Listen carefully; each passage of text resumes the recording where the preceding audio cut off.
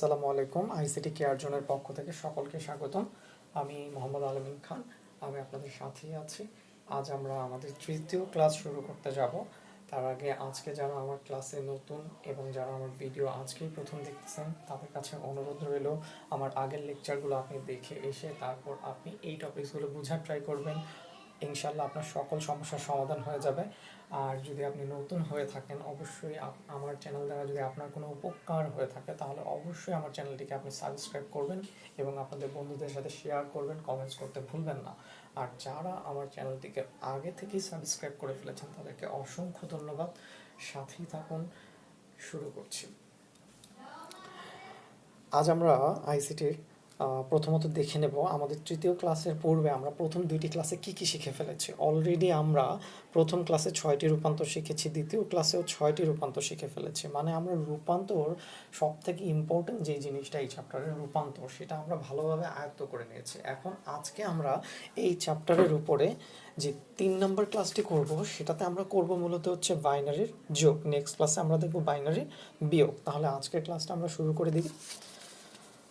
তো বাইনারির যোগ, এক্ষেত্রে ভিডিও যেন লেন্দি না হয় তার জন্য আমি আগে থেকে আপনাদের জন্য যে জিনিসগুলো দরকার সেগুলো আগে থেকেই লিখে রাখি। আর আপনারা অবশ্যই আমার লেকচার থেকে আপনারা নিজেদের খাতায় নোটসগুলো করে নেবেন আপনাদের প্র্যাকটিসের জন্য।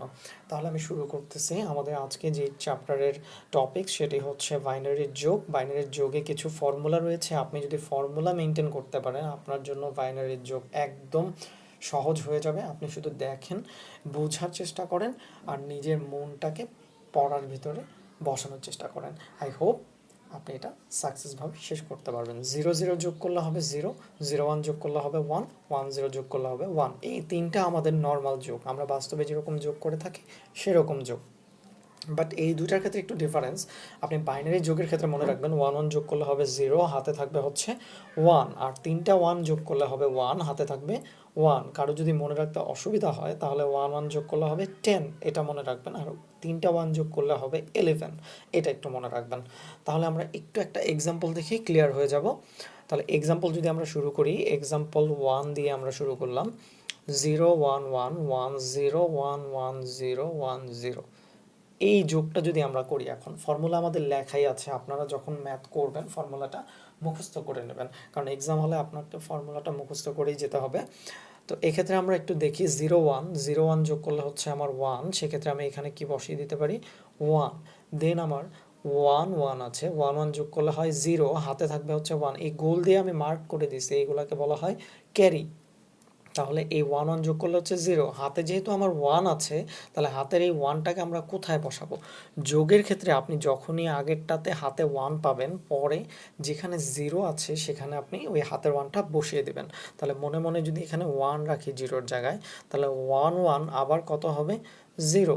দেন আমার হাতে থাকবে আবার 1, অলরেডি এখানে 1 আছে 2টা, আর এই হাতের একটাকে যদি আমি এখানে বসাই তাহলে কয়টা 1 হচ্ছে 3টা। তাহলে 3টা 1-এ আমার কত আসে রেজাল্ট 1, হাতে থাকে হচ্ছে 1। তাহলে আমি এখানে 1 বসাতে পারি। আর হাতের 1টা এখানে দুইটাই 0 আছে, আপনি যে কোনো এক জায়গায় বসাইতে পারেন। যদি আমি এখানে বসাই তাহলে 1 0 কত হচ্ছে 1। আশা করি ম্যাথটা বুঝে গিয়েছেন। এখন আপনাদের হচ্ছে এরকম আরও কিছু ম্যাথ আসতে পারে একটু আনকমনভাবে যদি আসে। 1 0.11 এর সাথে আপনাকে যোগ করতে বলল 1 0 0, যোগ করো। এই যোগগুলো আমরা নিচে নিচে সাজিয়ে করতে হবে। তো এক্ষেত্রে আমাদের অনেকের প্রবলেম হয়ে যায়, আসলে এই যোগটা করব কিভাবে, সাজাবো কিভাবে। অনেকে সাজাতেই পারি না, তো সাজানোটাই হচ্ছে মেন, বাকি যোগ আপনি নিজেই করতে পারবেন। তাহলে এটা যদি আমরা একটু সাজাই, প্রথমে হচ্ছে 1 0.11। এখন আপনি দেখবেন এটায় দশমিক আছে বাট এটাই কিন্তু দশমিক নেই। তাহলে আপনি দশমিকের বরাবর দশমিক রাখবেন। যেহেতু এখানে দশমিক নেই, এখানে দশমিকের পরে কয় ঘর আছে 2 ঘর, আপনি এখানে দশমিকের পরে যেহেতু কিছুই নেই তাহলে এখানে কয়টা শূন্য দিয়ে দিবেন 2টা। এখন এটাকে জাস্ট এখানে কনভার্ট করে দেবেন। কিভাবে? এখান থেকে শুরু করবো আমরা 0 0 1। তাহলে আমি এখানে 0 বসালাম, এখানে 0 বসালাম, এখানে 1 বসিয়ে দিলাম। আশা করি সাজানোটা বুঝতে পেরেছেন। এখন আমরা ফর্মুলা অনুযায়ী যোগ করে দেব। 1 0 যোগ করলে হবে 1, 1 0 যোগ করলে আবার হবে 1 পয়েন্ট, 0 0 যোগ করলে হবে 0, 1 0 যোগ করলে হবে 1, আর 1 রয়েছে এই 1। তাহলে এটাই আমাদের অ্যান্সার। আইসিটির জন্য আপনারা কে কোন বই ফলো করেন আসলে আমি জানি না, তবে যেই বই ফলো করেন না কেন আপনারা দেখবেন বাইনারির যোগগুলো প্রত্যেকটা বইয়ে আছে।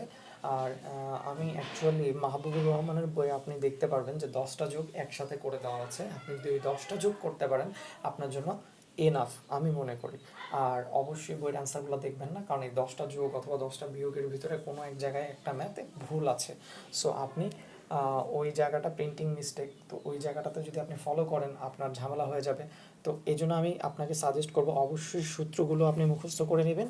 এখন আপনাকে যেখান থেকেই ম্যাথ দেওয়া হোক না কেন আপনি বাইনারি যোগ কমপ্লিট করতে পারবেন। তো আশা করি আজকের ক্লাসটা বুঝতে পেরেছেন। আমার চ্যানেলের সাথে থাকার জন্য, আমার সাথে থাকার জন্য, আমার ভিডিওটি দেখার জন্য আপনাকে অসংখ্য ধন্যবাদ। আপনাদের ভালো থাকবেন, সুস্থ থাকবেন। নেক্সট ক্লাসে জয়েন করার দৃঢ় প্রতিজ্ঞা নিয়ে চলে আসবেন। আমি আছি আপনাদের সাথে। ভালো থাকবেন, সুস্থ থাকবেন। আসসালামু আলাইকুম।